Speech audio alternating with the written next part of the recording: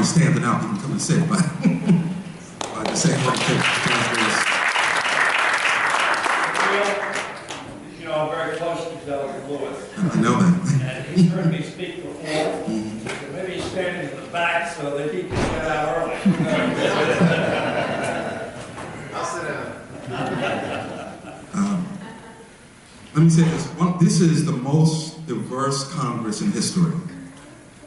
One of the reasons we have a more diverse Congress is by promoting and protecting the voting rights of everyone. However, we're seeing states that are continually working to restrict the rights of minorities like it's pre-1965.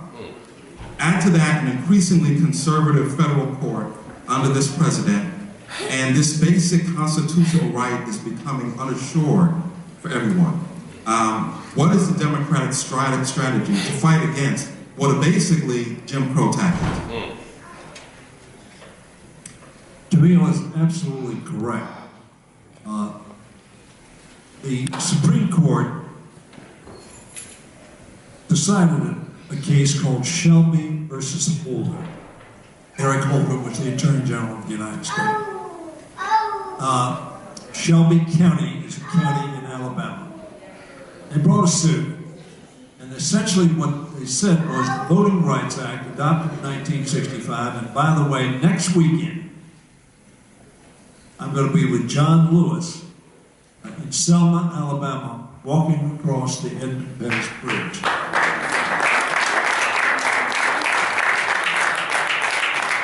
As all of you know, when John Lewis and 599 other people walked across the Edmund Pettus Bridge on March 7, 1965, they were met by George Wallace's state police troopers that beat and pushed back those who were marching for one of the most basic rights of the democracy, the right to vote. And they were marching to Montgomery, Alabama, to register to vote, which was a precondition to voting. And what the Supreme Court said, well, that was a long time ago when you passed the Voting Rights Act. You had certain states who had clearly, through Jim Crow, through very, very unreasonable requirement. John Lewis would talk about how many jelly beans in a jar. You couldn't name how many jelly beans in a bar, you couldn't register. In the county in which Selma is located, it was a majority African American, and there were only 1% registered. The Supreme Court was wrong. They said, well, things have changed very greatly. So we're going to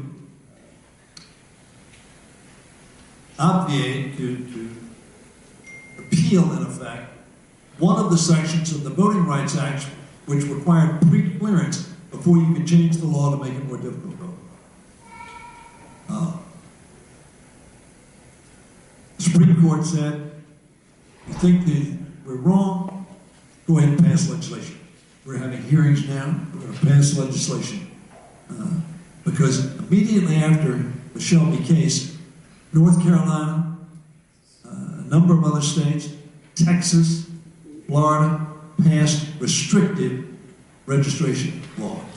You had to have a photo ID, you had to have a birth certificate, etc., etc. We think that's wrong. The government ought to be facilitating, not making more difficult the casting of a vote. Because democracy is all about all of us making a collective judgment. How do we do that? We vote. We elect representatives, we elect executives, we elect legislators like Delegate Lewis to represent us and raise our voice in the legislature.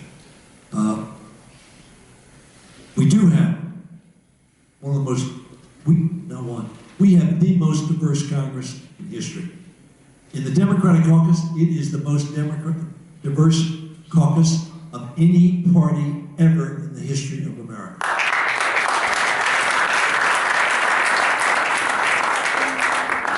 Now, we have 62 new members.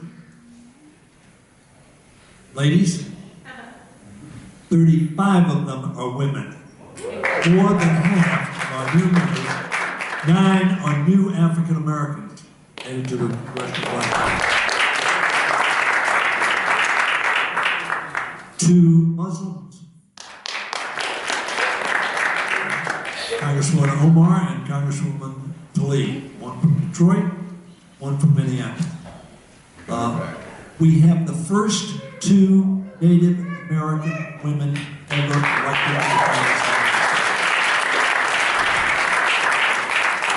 Now, if I told you there was going to be a Native American elected and I said New Mexico, you would say, well, that's probably reasonable. But the other Native American is from Kansas. You wouldn't have guessed that, I think. What does diversity mean? It means that you bring together people who have been advantaged, but a lot of people who've been disadvantaged, who understand how their brothers and sisters have been precluded from registering, precluded from voting, discriminated against. The hand was up. You're not welcome. Now, unfortunately, we had your community say at the beginning of this administration, that you're not welcome. A bigoted premise that if you're Muslim, you're dangerous. You know that not to be the case. Are there Muslims who are dangerous? Yes. Are there Baptists? Who are dangerous? Yes. Are there Catholics who are dangerous? Yes. There are dangerous people in the world, but they are not dangerous because they are members of a group or a nationality or a religion. They are dangerous because they are dangerous people. Of all colors, of all religions, of all stripes. So that, Jamil, we are going to be working very hard. I expect to have a bill that we call H.R. 1. One of the provisions in H.R. 1 is to assure voting rights and access to the ballot box in America. The other is to make sure that redistricting is done on behalf of the people, not on behalf of the politicians. Another aspect of that bill is campaign finance. And the 4th aspect of that bill is ethics. So voting rights, H.R. 1, very first bill, we think it's so very important. Thank you, we appreciate that. One of the things, obviously, we've been focusing on at PGCMC is getting the Muslim community registered to vote. So if you're sitting in this room right now and you are a citizen of 16 in Maryland, you can't vote till you're 18, but 16 years of age and older, and you are not registered to vote, go register to vote. We have our brother back there who will register you on his phone with his hand standing up there. So everybody should be registered to vote.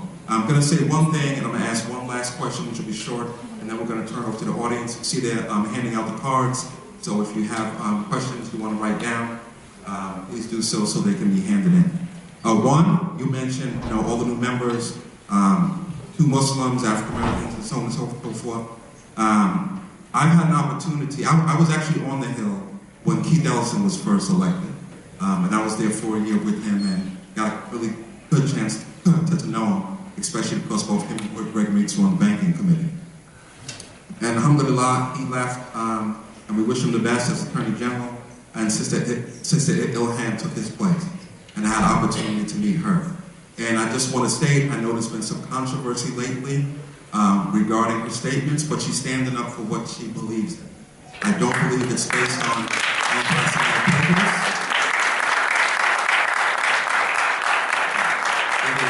Based on the right to speak, and we are allowed to criticize the government of this country.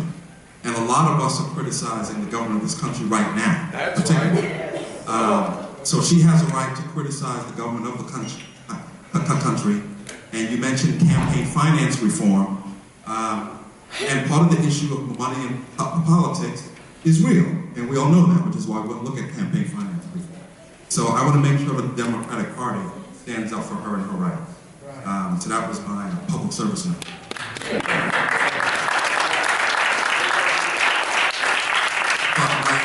last question before we turn it over to the audience is, as you know, it's important for any community, especially if you take somebody as young as Jazz, for instance, right? I don't know, was it 25? I don't know. But anyway, so, you know, it's important. You know, a person like him gets in that position because he gets involved early.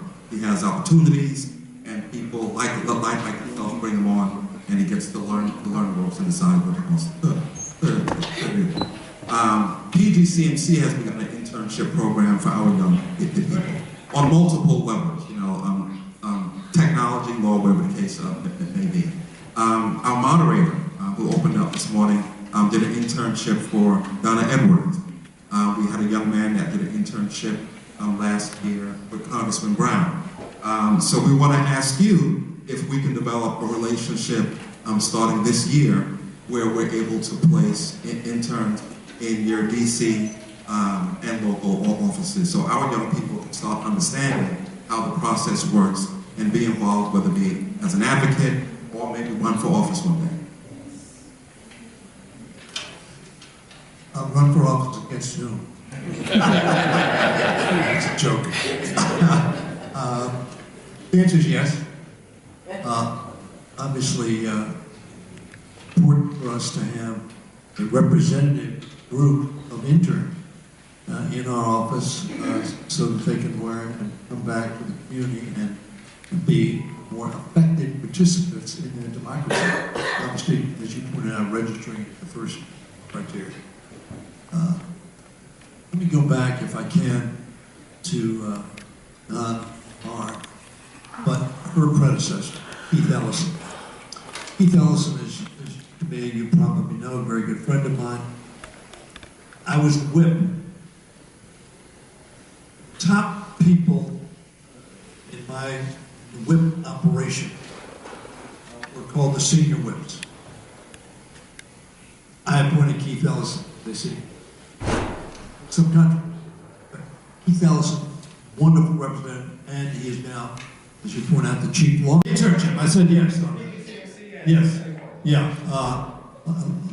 Let me introduce Sana Mirza. Sana, why don't you just sort of look around? Now, Sana, although she looks very young and is young, is not an intern. She's on our staff. She was born in Pakistan. She's Muslim, and she is on our staff. So, she works right down the road at the federal courthouse here in Greenbelt. But yes, we'd love to build that relationship and have some young people who would like to come into our office. We usually have a number every semester. Do it usually by semester, so we'd be glad to do that. Thank you very much, Congressman. So at this time, we're going to begin going to questions. Like I said, we can do them written or orally. I see some people have taken cards. Sister Amina, if you'd like to come back up to the podium.